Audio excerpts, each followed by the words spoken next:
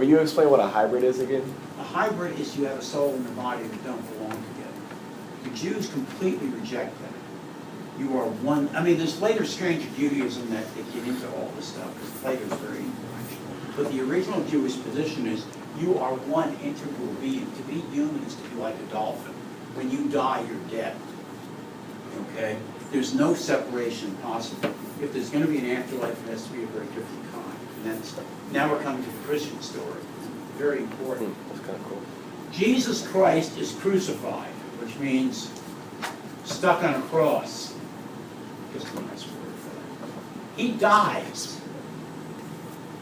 on Golgotha. They put him in a tomb, conveniently empty tomb. The guy lends to us. He must have known something. They say 3 days later, it's really not 3 days. When you think about Friday afternoon to early Sunday morning is what, day and a half? Yeah. Right away they're lying to you. Think about it, it's not true. Die Friday afternoon, 3 days, like Monday afternoon. That's Sunday morning, don't tell me three. Anyway, but it sounds better. A great exercise is to get the Christian Gospels and read the story of what happens in all four accounts, which is really different.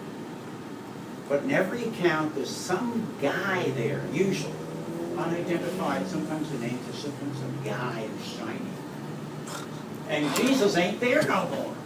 And again, something you don't hear a lot from the pulpit says, what does Jesus do after he gets up? He goes home to Galilee. That's where he's from. You don't want to hang around Jerusalem. So this walking dead man, a corpse, animated, like it's not me, walks up to Galilee. And how long does he spend wandering around the earth as a dead man? 6 weeks, right? 40 days. Yeah. Yeah, not something you hear a lot because it's a little bit embarrassing and weird. This dead guy's walking around for 40 days, talking to people, having a fine old time up there in Galilee. All right? Doesn't leave right away. And I'm going to tell you, anybody who's taken class, the last significant thing Jesus does on earth prior to his second coming in the rapture is to organize a fish fry for his disciples. They're fishing up in the Sea of Galilee. And this guy shows up, I don't know who he is, and he's cooking the fish. He's the fry cook. Jesus. And he gives some weird, there's some endless scholarship about the number of fish they catch, the numbers, and the whole thing. Anyway, that's the last thing he does on earth. Is run a fish fry. Again, you don't hear this. It's a little weird. Then what does he do? He takes off like a rocket from Cape Kennedy. He goes up. And just think of the weirdness of this. You're watching this guy rise straight up until he disappears. Nothing spiritual. He just takes off. And you think of these guys watching him. He made some good fish. Getting smaller and smaller. And there's their hope for the future. Disappearing. Now, what does the story tell you?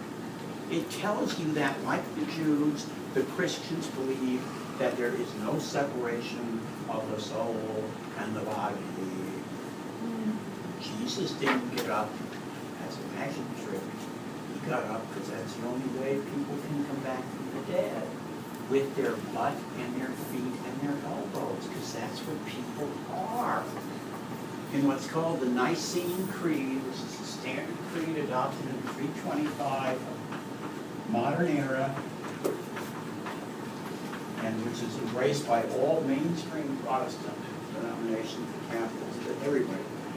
One of the things that Christians believe, I believe in the resurrection of the body, in the life of the world to come. And that means that in imitation of Jesus, to be a Christian means you're committing yourself to the belief that your body will also rise from the dead, out of its grave, when he comes back to get you.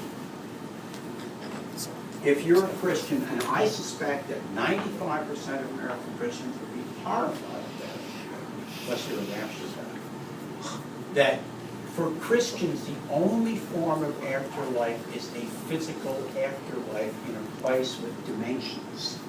There is no soul. There is no invisible realm where people will go. There is a place with dimensions where bodies go. Dead people go to heaven as themselves.